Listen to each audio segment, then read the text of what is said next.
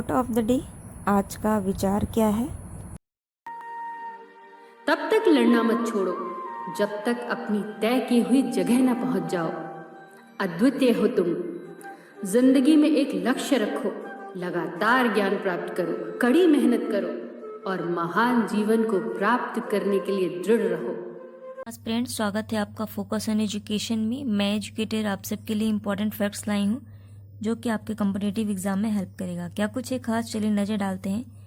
आज 23 अक्टूबर 2020 है और फर्स्ट पॉइंट क्या है? खबरों में रहा ब्रीफ लाइफ शब्द क्या है?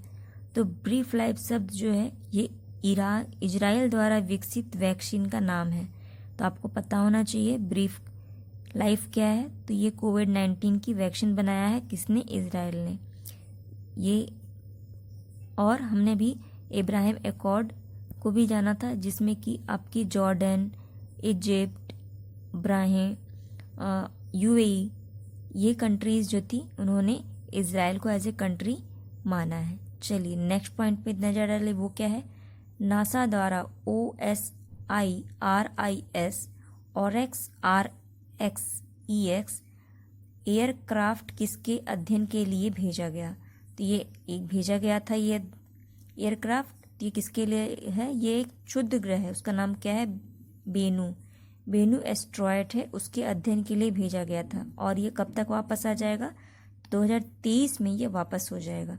ये पॉइंट याद रखिएगा, ठीक है। नासा का है, किसके लिए, कौन सी मिशन के लिए, किसके अध्ययन के लिए, ये इंपॉर्टेंट पॉइंट बनता है। चलिए नेक्स्ट पॉइंट देखिए, न्यू स्टार, ठीक है। न्यू स्टार्ट पॉलिसी किस देश के बीच में की गई? तो न्यू स्टार पॉलिसी जो है वो आपका USA और इजराइल के बीच में की गई। ये है क्या? इसका फुल फॉर्म अगर देखते हैं तो क्या है? स्ट्रेटेजिक आर्म्स रिड्यूसिंग ट्रीटी, यानी दोनों देशों के बीच में बहुत ज़्यादा आर्म्स है, जैसे कि जो मिसाइल्स हैं, जो गन्स हैं, उनका बहुत ज़्यादा प्रयोग ना हो, उसके लिए एक ट्रीटी की गई थी। उसका नाम क्या था? स्टार।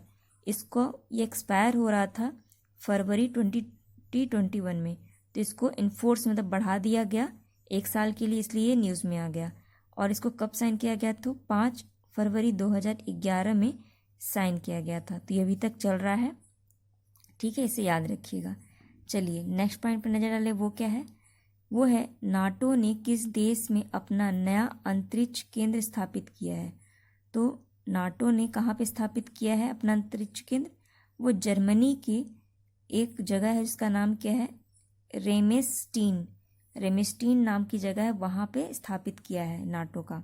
अगर नाटो का फुल फॉर्म पूछा जाए तो क्या है? North Atlantic Treaty organisation.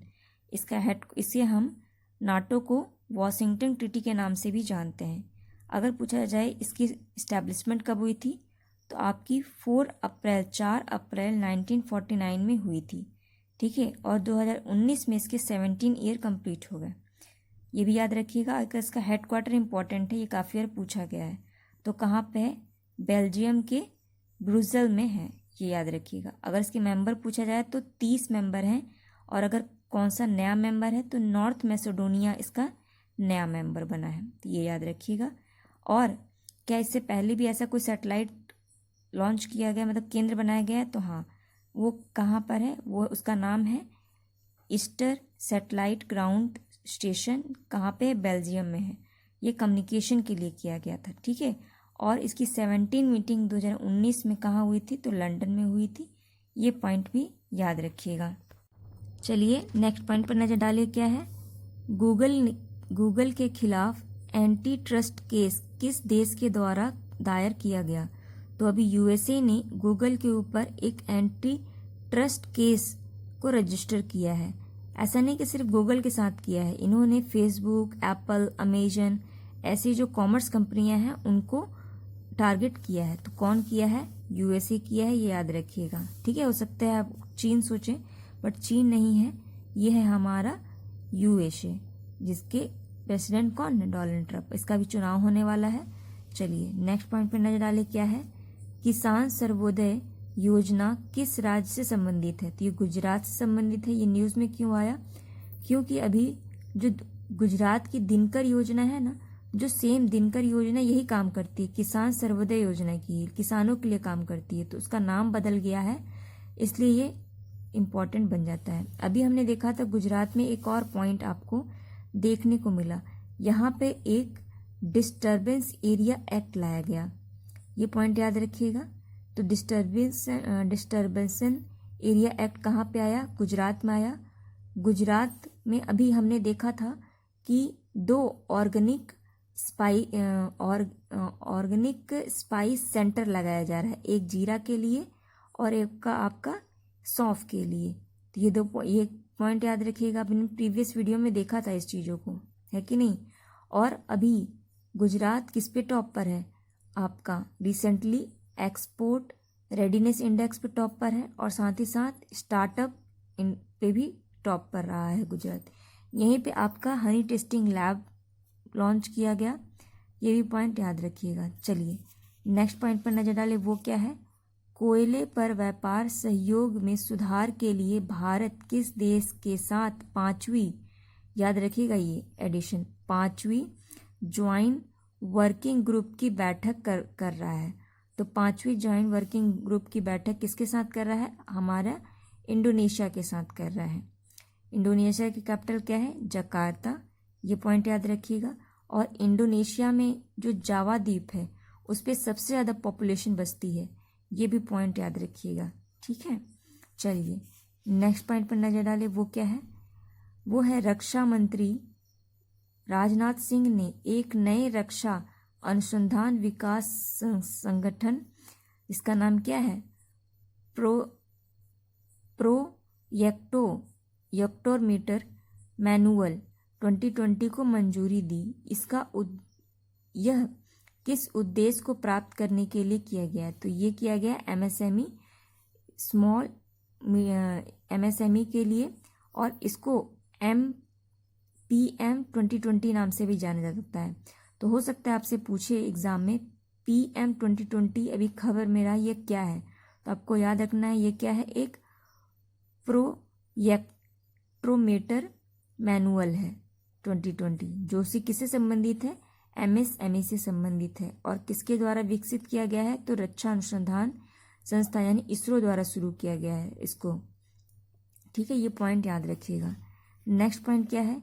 Tripura से बांग्लादेश के लिए एक नए किस तस्करी की वस्तुओं के रूप में सामने आया है?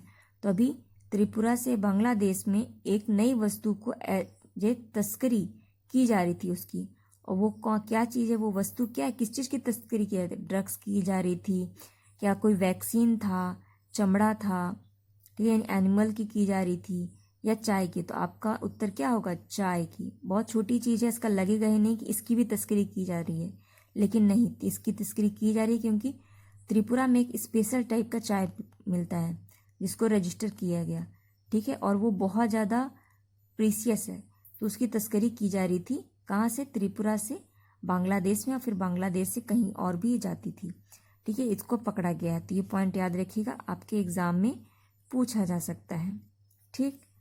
चलिए नेक्स्ट पॉइंट पर नज़र डालें, वो क्या है? ये है आपका एक इंडेक्स है, क्या है? हेल्थ इफेक्टिव इंस्टीट्यूट द्वारा ग्लोबल एयर स्टेट 2020 सूचकांक जारी किया गया। यह,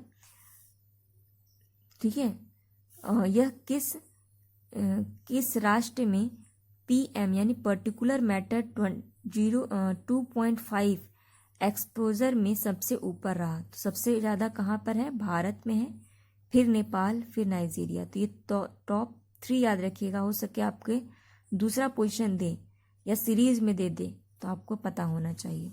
चलिए नेक्स्ट पॉइंट पे देखिए क्या है।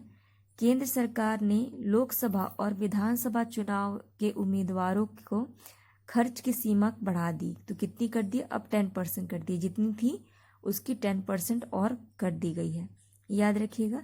मैंने आपको चुनाव यानी इलेक्शन कमीशन के बारे में डिटेल में बता दिया था, आप प्लीज़ उसे प्रीवियस वीडियो में जाके देख लीजिएगा। चलिए नेक्स्ट पॉइंट देखिए, वो क्या है? केंद्र मंत्रिमंडल द्वारा किस राज्य या केंद्र शासित प्रदेश के पंचायती राज अधिनियम 1989 को अपनाने को मंजूरी दे दी? तो अभी जम्मू कश्मीर में पंचायती राज अधिनियम लागू हो गया है, यहाँ पे नहीं लागू था। ठीक है, क्योंकि यहाँ पे कौन सा वर्क कर रहा था, आर्टिकल 370 वर्क कर रहा था, उसकी वजह से यहाँ पे पंचायती राज नहीं था। लेकिन अब यहाँ पे पंचायती राज हो गया है, जो कि कैसा है, 3 टायर का है। तो ये भी पॉइंट याद रखिएगा। और अभी भी पंचायती राज 3 राज्यों में नहीं है। कहाँ का, नागालैंड, मेघालय और मिजोरम। अभी हमने देखा था न्यूज़ में मिजोरम और असम के सीमाओं के बीच में डिस्प्यूट हो गया। ठीक है, और मेघालय ऐसा राज्य है जो कि असम के तीनों तरफ से सीमा घेरता है और सबसे ज़्यादा बाउंड्री मेघालय की ही है। और अगर पूछा जाए पंचायती दिवस कब मनाते हैं, तो 24 अप्रैल को हम मनाते हैं पंचायती दिवस के रूप में। क्यों? क्योंकि इसी दिन पंचायती को लागू किया गया था। कौन सा अमेंडमेंट में, 73 अमेंडमेंट और 74 अमेंडमेंट द्वारा। ठीक, चलिए नेक्स्ट पॉइंट देखिए क्या है। ये भी एक इम्पॉर्टेंट पॉइंट है, इसे जरूर याद रखिएगा, ये कहीं ना कहीं आपको एग्जाम में पूछेगा। क्या है ये, किस राज्य ने अनीमिया मुक्त भारत सूचकांक 2020 में शीर्ष पर रहा? तो कौन सा ऐसा राज्य है जो कि अनीमिया मुक्त भारत में टॉप पर रहा? तो वो कौन है, हरियाणा है। ये पॉइंट याद रखिएगा। और इसको जारी कौन किया? तो हमारी union health and family minister किसके साथ मिलके, UNICEF के साथ मिलके। यूनिसेफ का हेडक्वार्टर कहाँ है आपका, ये आप मुझे कमेंट सेक्शन में लिख कर बताइएगा। चलिए नेक्स्ट पॉइंट पर देखें। WFEF यानी वर्ल्ड इकोनॉमिक फोरम ने अपनी तीसरी फ्यूचर ऑफ जॉब रिपोर्ट 2020 जारी की। इसमें इन्होंने बताया कि कितने नौकरी बाधित होंगी 2025 तक। तो कितनी हो जाएंगी, 85 मिलियन जॉब्स जो हैं प्रभावित होंगी। तो ये पॉइंट याद रखिएगा। पॉइंट पर नजर डालें, वो क्या है, ये भी इम्पोर्टेंट पॉइंट है। छठा इंडियन इंटरनेशनल साइंस फेस्टिवल कब शुरू हो रहा है? तो ये 22 दिसंबर से 25 दिसंबर तक शुरू होगा। ये वर्चुअली इस बार किया जा रहा है। और ये कौन सा संस्करण है? तो छठा संस्करण, ये इम्पोर्टेंट है। और ये भी हो सकता है आपसे पूछे कि पहला और दूसरा कहाँ हुआ था, दिल्ली में, तीसरा कहाँ हुआ था, चेन्नई में, चौथा कहाँ हुआ था, तो लखनऊ में, और पांचवा यानी 2019 में कहाँ किया गया था, तो कोलकाता में। ठीक है, और अभी जो छठा होगा वो वर्चुअली कराया जाएगा। तो ये पॉइंट याद रखिएगा, ये इंपॉर्टेंट है ये डाटा। चलिए नेक्स्ट पॉइंट पे देखें। किस राज्य में एक आत्मनिर्भर भारत शिक्षण केंद्र की शुरुआत की जा रही है? तो कहाँ पे ये केंद्र बनाया गया है? मध्य प्रदेश में बनाया गया है। ये पॉइंट याद रखिएगा। मध्य प्रदेश से जो मुझे लगता है जो इम्पोर्टेंट है वो आपके, तो एक तो फेस्टिवल है, जैसे यहाँ पे नर्मदा फेस्टिवल मनाया जाता है ना, फिर ओरछा फेस्टिवल मनाया जाता है, फिर आपका यहाँ पे रीवा में, यहाँ MP में रीवा में क्या बोलते हैं, जो सोलर कैपेसिटी है अकॉर्डिंग टू एरिया वाइज सबसे बड़ा यहीं पर है। ये पॉइंट याद रखिएगा, ये सब इम्पोर्टेंट पॉइंट है। चलिए नेक्स्ट पॉइंट नज़र डालें, वो क्या है, किस राज्य ने मास्क की कीमत को सीमित करने वाला देश का पहला राज्य बन गया? तो वो महाराष्ट्र है। महाराष्ट्र ने क्या किया कि जितने भी मास्क हम देखते हैं उनकी कीमत को निर्धारित कर दिया, और ऐसा करने वाला ये पहला है, तो इसलिए याद रखिएगा। और अभी हमने सुरक्षा कवच देखा था, जो कि महाराष्ट्र की पूना पुलिस और हमारी आर्मी ने इसको टेररिज्म को अटैक ना हो उसके लिए एक सुरक्षा कवच नाम का एक्सरसाइज लॉन्च किया था। और हमने देखा था कि महाराष्ट्र को ADB ने कितना लोन दिया है, $177 मिलियन का ऋण दिया है वहाँ की रोड और इंफ्रास्ट्रक्चर को डेवलप करने के लिए। नेक्स्ट पॉइंट क्या है, किस देश के साथ भारत आभासीय बिजनेस फोरम का आयोजन कर रहा है? तो किसके साथ कर रहा है? वियतनाम के साथ कर रहा है। ठीक, चलिए नेक्स्ट पॉइंट देखें। लखनऊ में एक सुपर स्पेशलिस्ट कैंसर अस्पताल का उद्घाटन किया गया। तो कि कौन किया है? वो राजनाथ सिंह। क्यों? क्योंकि इनकी कॉन्स्टिट्यूंसी लखनऊ में है। ठीक, इसलिए इन्होंने इसका उद्घाटन किया। ये क्या है? Super specialist cancer hospital. ठीक, नेक्स्ट पॉइंट देखें। और लखनऊ कौन सी नदी के किनारे है? गोमती नदी के किनारे है। ये भी पॉइंट याद रखिएगा। नेक्स्ट पॉइंट है, भारत ने किस देश के साथ मिलकर एमओयू पर हस्ताक्षर किया। क्या एमओयू पे था? Outer space for piece proposal and cooperation in exploration पर हस्ताक्षर किया। तो वो देश कौन सा है? वो आपका नाइजीरिया है। ये पॉइंट याद रखिएगा। चलिए नेक्स्ट पॉइंट पर नजर डालें। वो क्या है? ये आपका आईआईटी मद्रास के स्टार्टअप ने किस राज्य के डेयरी किसानों के लिए एक पेटीएम प्लेटफॉर्म लॉन्च किया? तो कहाँ, किस राज्य सरकार के लिए? तो आपका राजस्थान राज्य सरकार के लिए आईआईटी मद्रास ने एक डेयरी किसान मोबाइल पेटीएम जो है लॉन्च किया है। इस पॉइंट को याद रखिएगा। नेक्स्ट जो इम्पोर्टेंट पॉइंट है ये है, ये क्या है? 18वां प्रोसेक्टर जनरल ऑफ एससीओ मीटिंग की अध्यक्षता कौन कर रहा है भारत की तरफ से? तो वो हमारे सॉलिसिटर जनरल कौन है? आपके तुषार मेहता द्वारा किया जा रहा है। अगर पूछा जाए 19वां 2021 में कहाँ होगा इसकी मीटिंग, तो इंडिया होस्ट करेगा। ठीक है। और अगर हम देखते हैं एससीओ की लिस्ट में, अगर हम देखें उनकी जो हेरिटेज लिस्ट है, 8वें नंबर पे किसको रखा गया है? तो सरदार वल्लभ भाई पटेल की स्टैचू को रखा गया है। ठीक है, तो ये पॉइंट याद रखिएगा इससे। और इसका हेडक्वार्टर कहाँ है? बीजिंग में है। अभी इसकी मीटिंग कहाँ चल रही है? ऐसे कौन होस्ट कर रहा है? तो रशिया कर रहा है। नेक्स्ट जो पॉइंट है वो क्या है? किसने मेरी सहेली अभियान की शुरुआत की? वो भी कहाँ पे? आंध्र प्रदेश एक्सप्रेस, जो कि आपकी विशाखापट्टनम से दिल्ली जाएगी। तो वो कौन किया है? वो आरपीएफ यानी रेलवे प्रोटेक्शन फोर्स के द्वारा ये मेरी सहेली नाम की एक अभियान लॉन्च किया है। ठीक है। अभी महिला शक्ति नाम का भी एक प्रोग्राम लॉन्च किया गया। किसके द्वारा? यूपी गवर्नमेंट के द्वारा। कौन किया था? आनंदीभाई पटेल ने किया था। ठीक है, ये पॉइंट याद रखिएगा। नेक्स्ट है ये इंपॉर्टेंट है। ये डेटा मैंने पहले भी दिया था, बट मैं एक बार फिर से इसको रिवाइज करा के और डिटेल में कुछ मुझे इंपॉर्टेंट पॉइंट मिले थे, तो मुझसे उस समय वीडियो में छूट गया था, तो इसमें मैं कवर कर रही हूँ। क्या है ये? पर्यटन मंत्रालय द्वारा 2019 का पर इंडियन टूरिज्म स्टैटिस्टिक्स 2020 जारी किया गया। यह सूचकांक में घरेलू पर्यटन को आकर्षित करने वाला शीर्ष राज्य कौन था? तो यूपी था, हमने देखा था। दूसरे नंबर पे तमिलनाडु और तीसरे नंबर पे आंध्र प्रदेश। अगर पूछा जाए विदेशी पर्यटन को कौन आकर्षित करने में टॉप पर रहा, तो तमिलनाडु, उसके बाद आपका महाराष्ट्र, फिर आपका यूपी। और अगर इसमें लास्ट पोजीशन पे किसका है, तो गोवा है। ये भी पॉइंट अलग सा है, क्योंकि गोवा जैसे जगह पे तो विदेशी ज़्यादा आते हैं, लेकिन इस बार ऐसा नहीं हो पाया, तो आकर्षित नहीं कर पाया गोवा, इसलिए लास्ट पोजीशन पे रहा। ठीक है, ये पॉइंट याद रखिएगा। नेक्स्ट पॉइंट पर नजर डालें। वो क्या है कि तीसरा भारत अमेरिका की 22+2 डायलॉग की बैठक कहाँ आयोजित की जा रही है? तो कहाँ पर हो रही है? आपकी नई दिल्ली में। कौन से नंबर का है? तो तीसरा है, ये याद रखिएगा। और हमारे रक्षा मंत्री राजनाथ सिंह और विदेश मंत्री एस जयशंकर इसको पार्टिसिपेट करेंगे।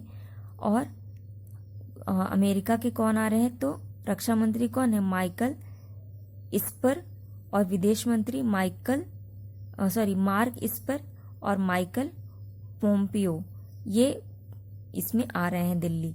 और 2018 से इसकी शुरुआत हुई, तो पहला जो 2+2 डायलॉग था वो दिल्ली में किया गया। उसके बाद दूसरा जो 2019 में हुआ था, तो वो कहाँ पे हुआ था? वॉशिंगटन डीसी अमेरिका में हुआ था। और अब वापस से फिर से दिल्ली में हो रहा है 2020 वाला। तो ये पॉइंट याद रखिएगा। ठीक है। नेक्स्ट पॉइंट क्या है? किसके द्वारा CPIIW विथ 2016 बेस ईयर को जारी किया गया? तो कौन जारी किया है? तो हमारे यूनियन लेबर मिनिस्टर कौन है? संतोष गांगवार हैं। तो इसलिए इन्होंने इसको लॉन्च किया। ये है क्या? CPI क्या है? तो कंज्यूमर प्राइस इंडेक्स है, ये देखता है। और IW का फुल फॉर्म क्या है? Industrial worker. जो भी इंडस्ट्रियल वर्कर हैं और जो कंज्यूमर इंडेक्स प्राइस होती है, मतलब ऐसा नहीं कि आप अगर कोई एक पेन बना रहे हो तो इसकी कीमत बहुत ज़्यादा आप कर दो। आपकी जितनी लागत होगी उसके अकॉर्डिंग और जो पब्लिक की डिमांड को देखते हुए एक मिनिमम प्राइस निकाला जाता है। ठीक है ना, इनको घाटा हो ना उनको बहुत ज़्यादा लॉस हो, तो दोनों को देख के एक मिडिल पाथ निकाला जाता है और साथ ही साथ एक बेस ईयर मिलाया जाता है। क्या उस साल से हमको इसको दाम को बढ़ाना चाहिए, कंटिन्यू वही रखना चाहिए। तो इस बार की बेस ईयर क्या है, 2016 को इस बार का आधार वर्ष रखा गया है।